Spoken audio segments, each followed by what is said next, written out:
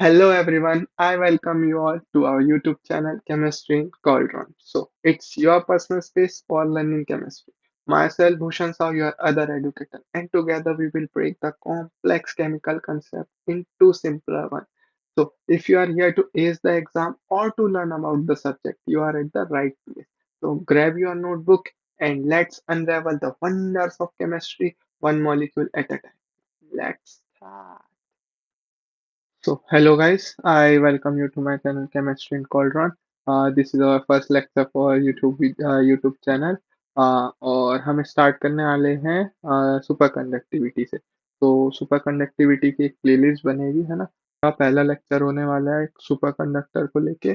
तो हम एक जनरल इंट्रोडक्शन देख लेते हैं कि सुपर कंडक्टर होता क्या है, उसकी हिस्ट्री क्या होती है ना।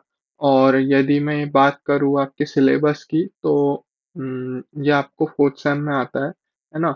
और फोर्थ सेम के साथ यूनिट हो सकती है या कोई एक टॉपिक हो सकता है या हो सकता है पूरा एक सब्जेक्ट हो सेपरेट है ना।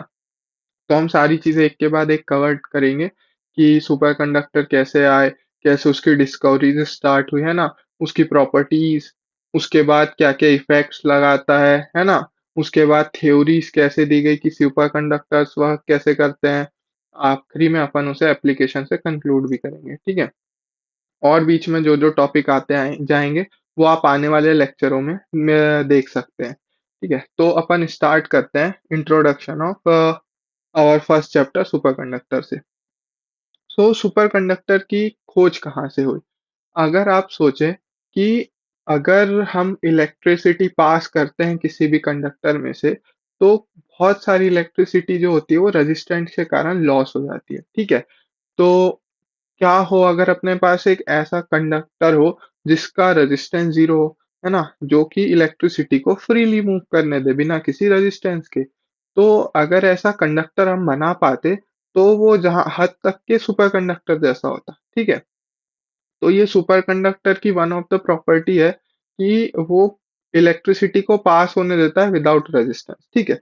तो इसकी खोज जो है वो बहुत अच्छे से मतलब बहुत पुरानी है।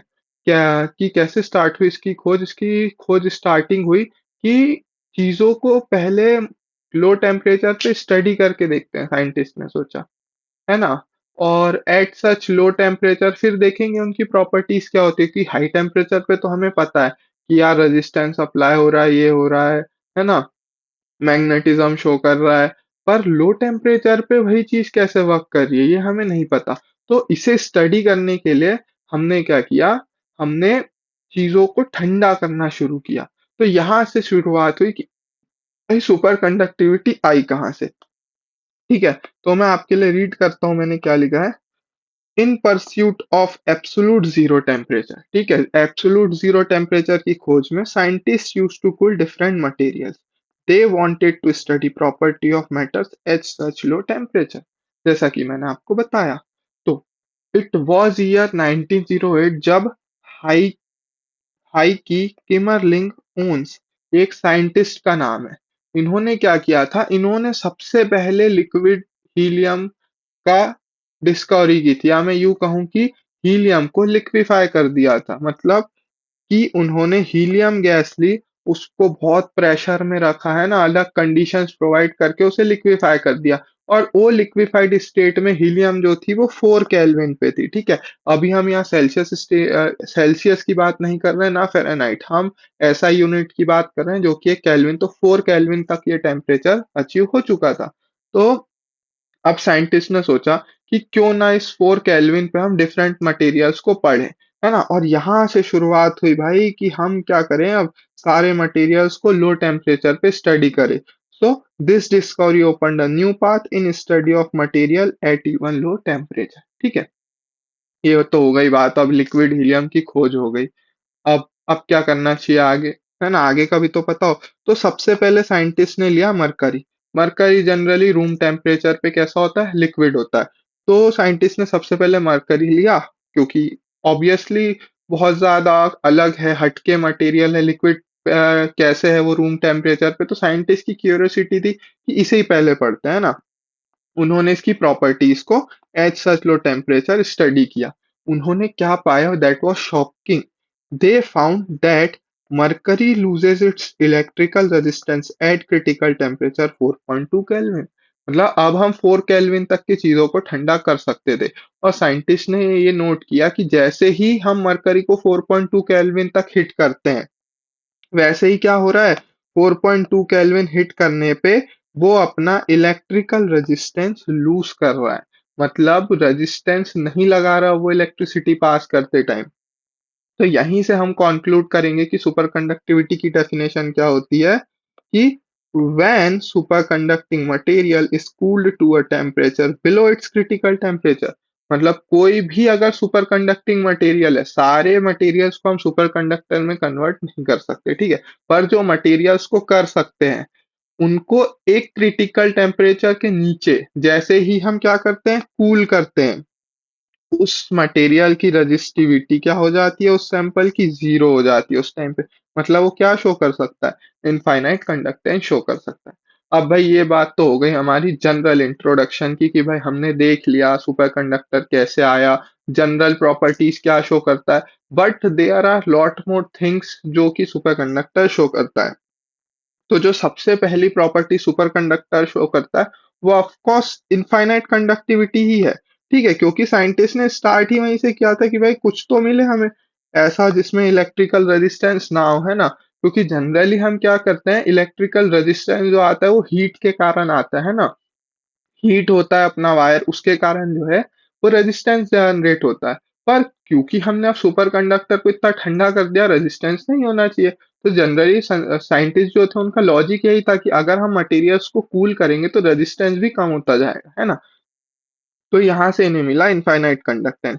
तो क्या है, when a superconducting material is cooled to a temperature below its critical temperature TC. अब यहाँ हम क्रिटिकल टेम्परेचर को किस चीज से डिनोट करने वाले हैं, टीसी से डिनोट करने वाले हैं, ठीक है। The resistivity of the sample become zero. मतलब सिग्मा, सिग्मा किसे डिनोट करने के लिए यूज होता है, कंडक्टिविटी को डिनोट करने के लिए यूज होता है। वो कैसा हो जाएगा, इनफाइनाइट हो जाएगा। ठीक है, ये प्रॉपर्टी तो तुम्हें समझ आ गई।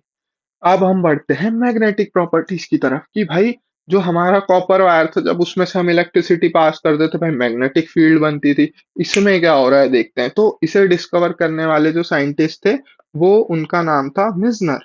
ठीक है, उनका नाम था मिजनर। और उन्होंने जो दिया उसे मिजनर इफेक्ट कहते हैं। ठीक है, तो मैं आपको मिजनर इफेक्ट को जनरली बताता हूँ।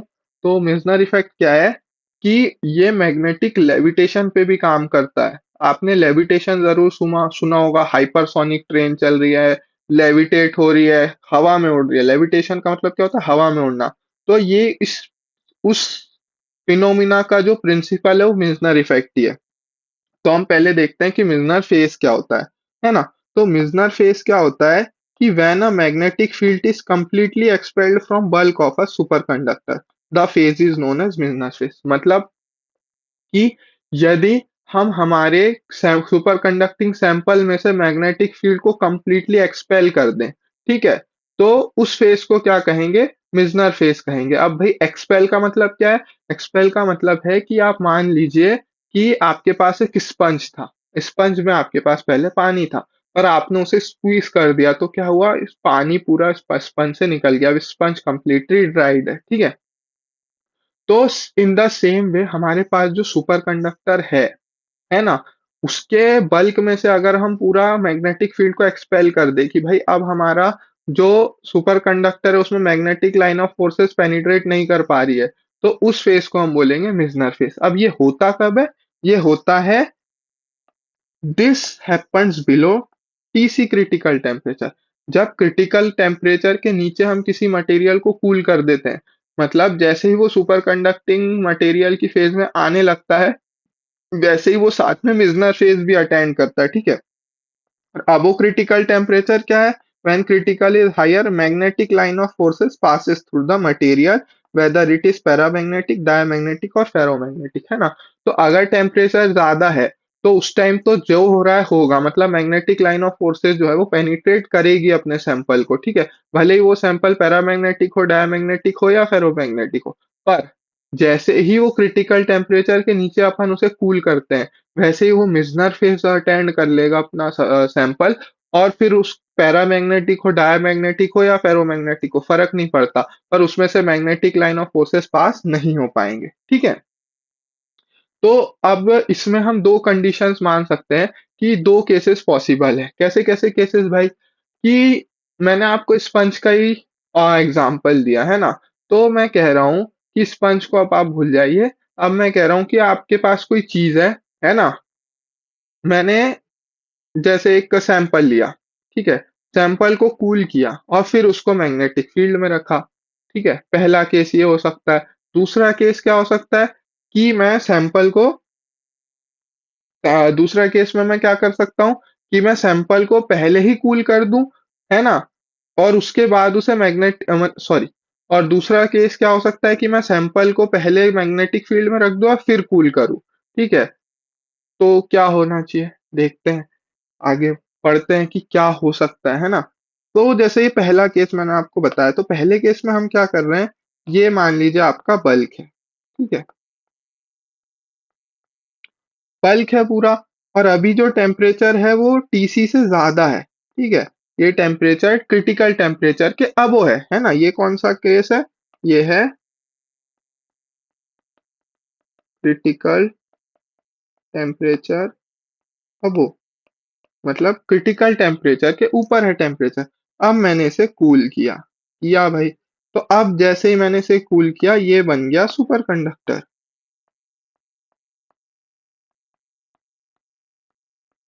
और अगर मैं और सिंप्लीफाइड वे में कहूं तो ये कौन सी फेज में पहुंच गया? मिजनरी फेज।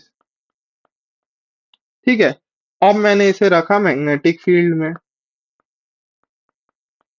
तो मैंने ये नोटिस किया कि मैग्नेटिक लाइन ऑफ फोर्सेस जो हैं वो इसे पेनिट्रेट नहीं कर पा रहे हैं, मतलब बाजू से निकल जा रहे हैं, है ना। तो ये तो हमारा पहला केस हो गया था। तो पहला केस क्या था हमारा?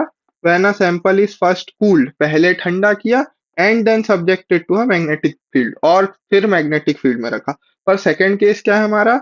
A normal metal is first subjected to magnetic field, तो पहले हमने जो मेटल था हमारा उसे पहले हमने मैग्नेटिक फील्ड में रखा, उसके बाद भाई हमने उसे कूल किया क्रिटिकल टेम्परेचर के नीचे, मतलब उसे मिजनर फेज बाद में अटेंड करवाया।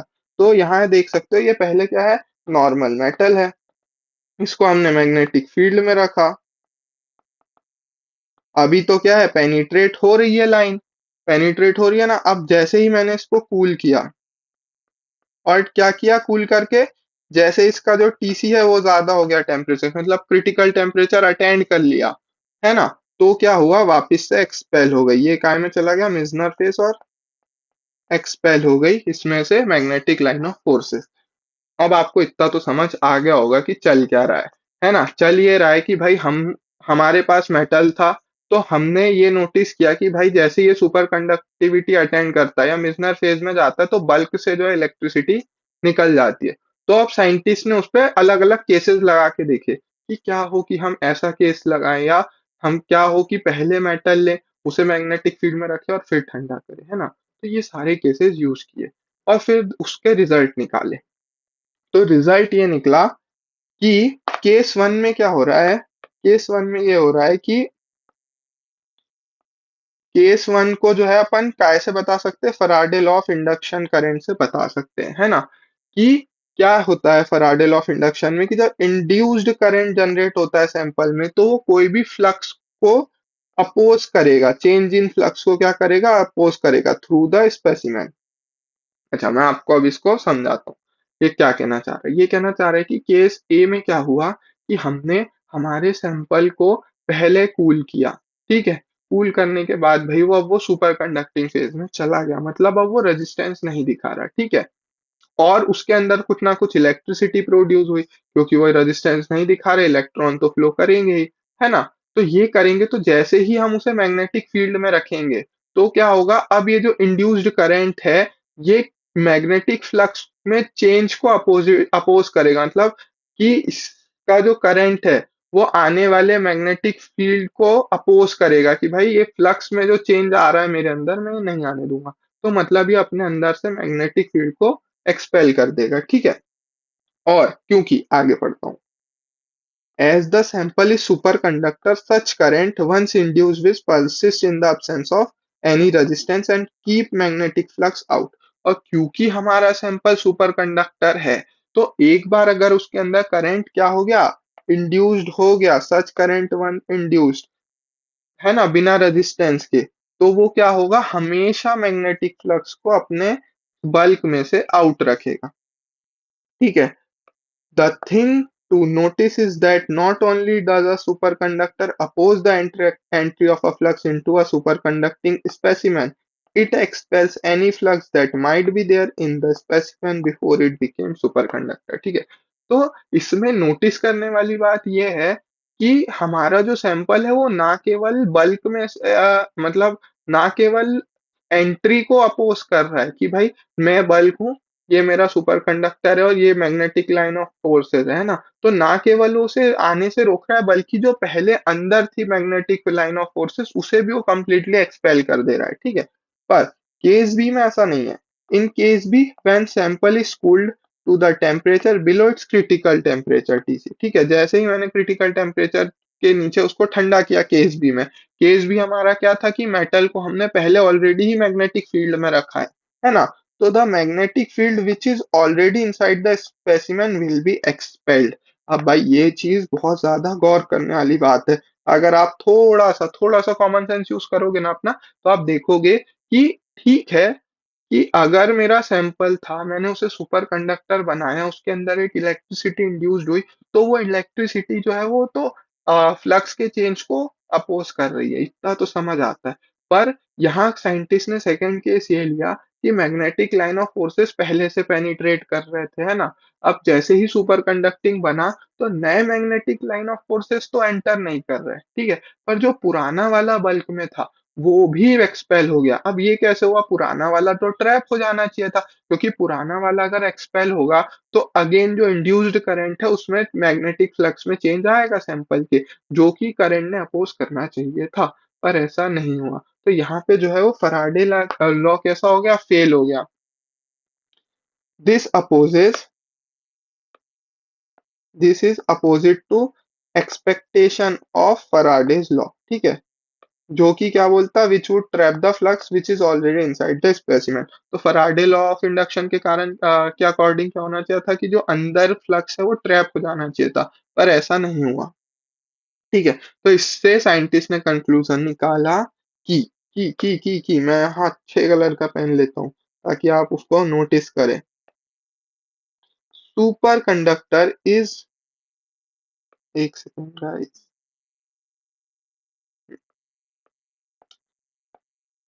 तो क्या निकाला, superconductor is not just a perfect conductor, it is also a perfect डायामैग्नेट।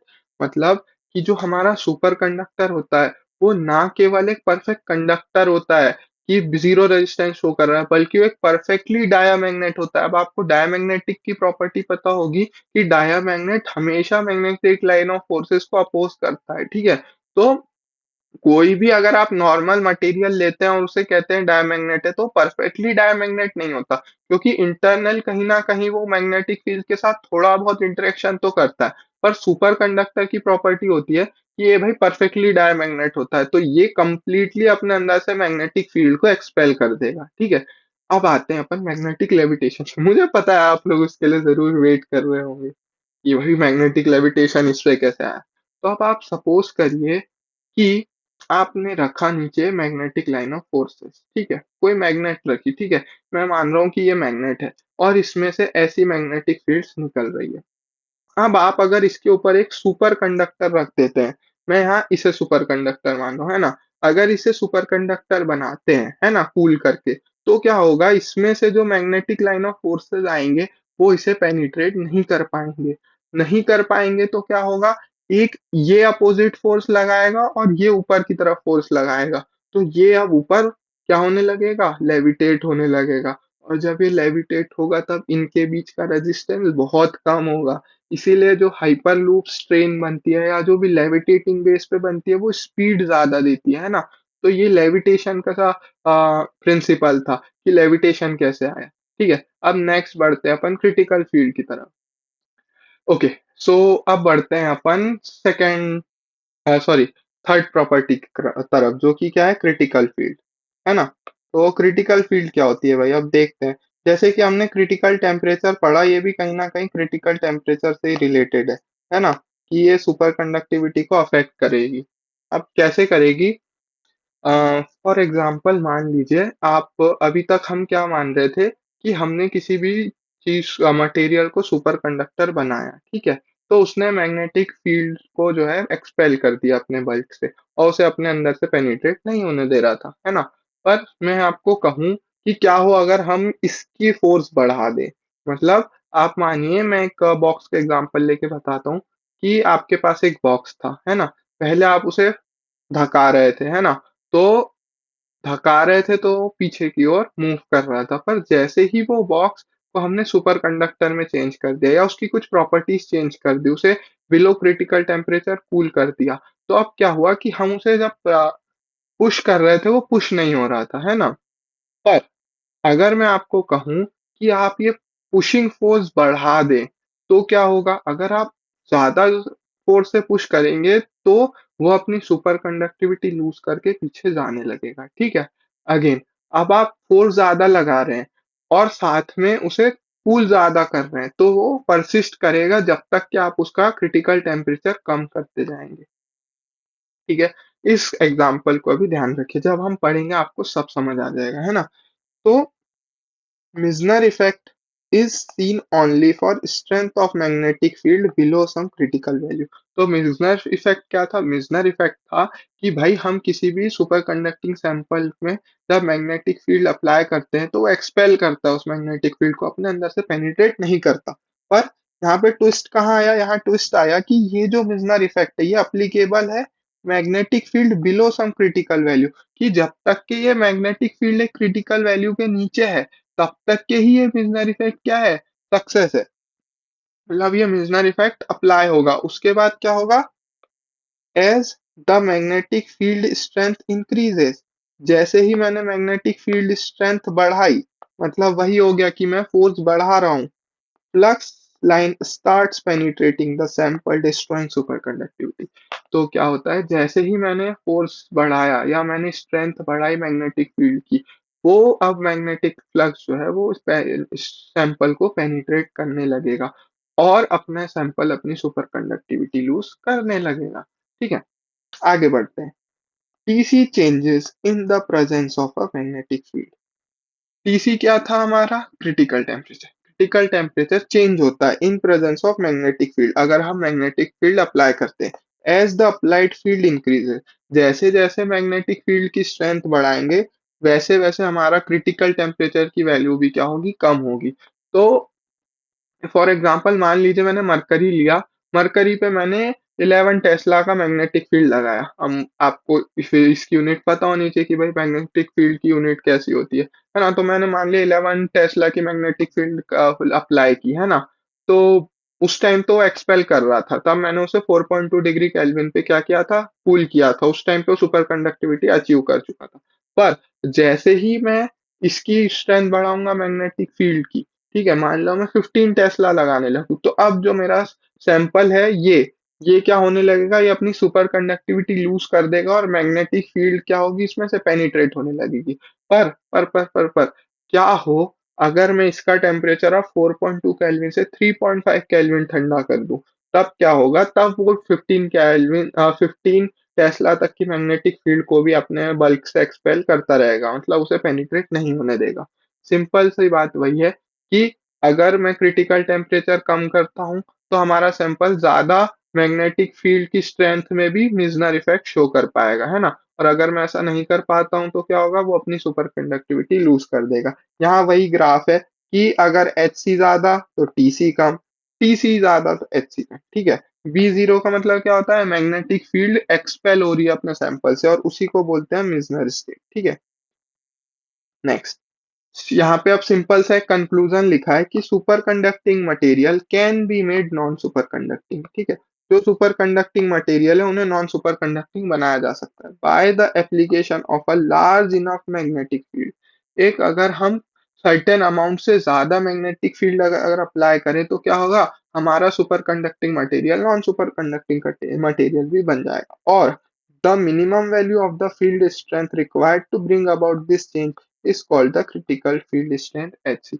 और जो मिनिमम वैल्यू लगती है ये चेंज करने के लिए, मतलब सुपर कंडक्टर से नॉन सुपर कंडक्टर बनाने में, उसे हम कहते हैं क्रिटिकल फील्ड स्ट्रेंथ, जिसे हम Hc से डिनोट करते हैं। With respect to their behaviour in an external magnetic field, superconductor are classified into two distinct classes। ठीक है, तो अब हम सुपर कंडक्टर को on the basis of how they react with magnetic field दो क्लासेस में डिवाइड करते हैं, टाइप वन और टाइप टू सुपर कंडक्टर। ठीक है, यहाँ से क्लासिफिकेशन शुरू होता है। जनरली सुपर कंडक्टर आप देखेंगे तो क्या क्या होते हैं, कन्वेंशनल होते हैं, नॉन कन हाई सॉरी कन्वेंशनल होते हैं, हाई टेम्परेचर होते हैं, ऑर्गेनिक होते हैं, फ्लोरोसेंट होते हैं ना। ये कुछ टाइप्स हैं, आगे हम इसे डिस्कस करेंगे। पर अगर मैं कहूँ कि on the basis of their behaviour की मैग्नेटिक फील्ड में रखने के बाद कैसे बिहेव करते हैं, ये टू क्लासेस में डिवाइड है, टाइप वन और टाइप टू। चलिए इसे हम स्टडी करते हैं। तो टाइप वन सुपर कंडक्टर पे आते हैं। सबसे पहले क्या होता है पढ़ते हैं। Pure metal super conductor having single critical field. ठीक है, क्या है इसकी सिंगल क्रिटिकल फील्ड है, comes under type one super conductor. जो प्योर मेटल होते हैं जैसे कि मरकरी, वो सुपर कंडक्टर जिनकी सिंगल क्रिटिकल फील्ड होती है, मतलब एक ही Hc की वैल्यू होती है, वो आते हैं टाइप वन सुपर कंडक्टर में। इसके अंदर क्या होता है, in this magnetic flux does not penetrate the sample as long as the applied magnetic field is lower than the critical field Hc। मतलब कि इन सुपर कंडक्टर्स में क्या होता है, टाइप वन सुपर कंडक्टर्स में, कि जो मैग्नेटिक फील्ड फ्लक्स है वो तब तक पेनिट्रेट नहीं करता जब तक एक certain amount of magnetic field आप उस पर अप्लाई नहीं करते, certain strength of magnetic field apply नहीं करते, है ना। और वो क्या है, उसकी क्रिटिकल फील्ड तक की होनी चाहिए, मतलब एक ही इसकी क्रिटिकल फील्ड की वैल्यू है। बियॉन्ड Hc मतलब उसके आगे, जैसे ही आपने एक सर्टेन क्रिटिकल फील्ड की मैग्नेटिक फील्ड लग अप्लाई कर दी, उसके आगे क्या होगा, हमारा जो सैंपल है वो पैरामैग्नेटिक बिहेवियर शो करने लगेगा। अभी तक वो सुपर कंडक्टर था, मतलब परफेक्टली डायमैग्नेटिक जैसा बिहेव कर रहा था, अब वो पैरामैग्नेटिक जैसा बिहेव करने लगेगा। Now moving on to next type, कि भाई टाइप टू सुपर कंडक्टर क्या होता है ना। तो टाइप टू सुपर कंडक्टर क्या होता है, they behave like type one, type one जैसे ही बिहेव करते हैं। For strength of magnetic field below critical field, sorry below critical field Hc, है ना, कि वो तो Hc एक सर्टेन क्रिटिकल मैग्नेटिक फील्ड तक के क्या है, वो टाइप वन जैसे ही एक्ट करेंगे, कि भाई वो अभी तक एक्सपेल कर रहे हैं मैग्नेटिक फील्ड को अपने बल्क में से। पर when the field exceeds critical field Hc, जैसे ही वो फील्ड Hc के ऊपर जाती है स्ट्रेंथ, है ना, it allows partial penetration of magnetic flux. तो पहले पार्शियल पेनिट्रेशन होता है। टाइप वन में क्या हो रहा था कि कंप्लीटली वो पैरामैग्नेटिक बन जा रहा था डायमैग्नेटिक से, मतलब कंप्लीटली अब क्या हो रहा था, पेनिट्रेशन होने लगा था जैसे ही मैं क्रिटिकल फील्ड के ऊपर की मैग्नेटिक फील्ड स्ट्रेंथ देता हूँ in the surface of sample. ठीक है, do not return to their non superconducting state, मतलब यही है कि टाइप टू में क्या होता है कि एक सर्टेन क्रिटिकल टेम्परे सॉरी एक सर्टेन क्रिटिकल फील्ड जब तक मैं दूं, है ना, तब तक के तो क्या है वो पेनिट्रेट नहीं होने देगा। जैसे ही मैं उस सर्टेन क्रिटिकल फील्ड के ऊपर जाता हूँ तो पार्शियल पेनिट्रेशन होगा, और वो तुरंत जो है वो नॉन सुपर कंडक्टिंग स्टेट में नहीं आएगा अपना सैंपल। पर जैसे ही मैं और एक इंटरमीडिएट स्टेट के बाद, मतलब कुछ वैल्यू के बाद, और एक क्रिटिकल फील्ड तक जाता हूँ, जिसे मैं किससे डिनोट करता हूँ, अपर क्रिटिकल फील्ड, वहां पे क्या होता है, ये हमारा नॉन सुपर कंडक्टर बन जाता है। ठीक है, और the state of sample between this two limit is intermediate state, इसे इंटरमीडिएट स्टेट भी कहते हैं। ठीक है, मैं आपको इसे थोड़ा अच्छे से समझाता हूँ कि टाइप वन और टाइप टू में क्या होगा। यह है टाइप वन सुपर कंडक्टर। ठीक है, मैं मान रहा हूँ Hg, मरकरी ले रहा हूँ क्योंकि टाइप वन में क्या आते हैं, प्योर मेटल्स आते हैं। तो मैं कह रहा हूँ कि अभी इस पे मैंने मैग्नेटिक फील्ड अप्लाई की, है ना, तो ये पेनिट्रेट हो रही थी। अब मैंने इसे कूल किया, तो कूल करने के बाद क्या है, सॉरी दिखा, कूल कर दिया तो अब ये पहुंच गई मिजनर फेज में, या यूं कहूं सुपर कंडक्टर बन चुका है ना। तो अब क्या होगा, इसमें से ये एक्सपेल होता जाएगा। और जैसे ही मैं इसमें इस मैग्नेटिक फील्ड की स्ट्रेंथ, जिसे किससे डिनोट करते हैं अपन, Hc से, Hc में बढ़ा दूं इसका, है ना, क्रिटिकल फील्ड के ऊपर मैग्नेटिक फील्ड दे दूं, तो क्या होगा, Hg के अंदर वापस से पेनिट्रेशन होने लगेगा। पर अगर मैं टाइप टू की बात करूं, तो टाइप टू में क्या है? टाइप टू में है जैसे मैंने निको अनियोबियम का ले लिया, या फॉर एग्जांपल एक्स ले रहा हूँ अभी मैं, है ना। अपन एग्जांपल पे टाइप टू में जो आते हैं उस पे बाद में आएंगे। जैसे मैंने कोई एक सुपर कंडक्टर ले लिया, ये सैंपल है, ठीक है। इस पे अपन ने मैग्नेटिक फील्ड डाली, तो पेनिट्रेट कर रही थी। अब मैंने इसे कूल किया, कूल का कूल करा। कहाँ तक कूल करा मैंने इसको? टीसी तक कूल कर लिया, मतलब क्रिटिकल टेम्परेचर के नीचे कूल कर लिया। तो अब ये सुपर कंडक्टर बन गया, है ना। तो जब ये सुपर कंडक्टर बन जाएगा तो मैग्नेटिक लाइंस क्या है? पेनिट्रेट नहीं हो पाएगी। पर नेक्स्ट कंडीशन में मैंने क्या किया, इसे Hc1 की सॉरी, नेक्स्ट कंडीशन मैंने क्या किया, इसे Hc1 की मैग्नेटिक फील्ड की स्ट्रेंथ दी, मतलब पहली क्रिटिकल फील्ड को हिट किया। तो पहली क्रिटिकल फील्ड को हिट करने पे क्या हो रहा है कि पार्शियल पेनिट्रेशन होने लगेगा, है ना। कि भाई थोड़ी बहुत जो मैग्नेटिक फील्ड है वो सैंपल के बल्क में पेनिट्रेट कर रही है ना। और जैसे ही मैं एक क्रिटिकल टेम्परेचर Hc2 पे जाऊंगा जो कि Hc1 से ज्यादा होगा, क्या होगा? होगा ये कि अब मेरा जो सैंपल है वो कंप्लीटली डिस्ट्रॉय हो जाएगा। वो अपनी नॉन सुपर कंडक्टिंग स्टेट छोड़ देगा और नॉन सुपर कंडक्टर में चेंज हो जाएगा, ठीक है। यही थे टाइप वन और टाइप टू। अब नेक्स्ट जो इफेक्ट है वो आइसोटोपिक इफेक्ट है। तो हम इसे नेक्स्ट लेक्चर में कवर करने की कोशिश करेंगे, ठीक है। देखते हैं नेक्स्ट लेक्चर में हम आइसोटोपिक इफेक्ट, पर्शियन करंट, ये जितनी भी चीजें हैं आगे की सारी प्रॉपर्टी हम नेक्स्ट लेक्चर में सम अप कर देंगे, ठीक है। I hope you like this video. हमारा टाइम भी हो गया है, तो आज का लेक्चर यहीं खत्म करते हैं ना।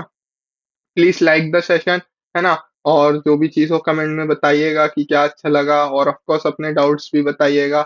Do share this video with your friends. Thank you. जय हिंद, जय भारत।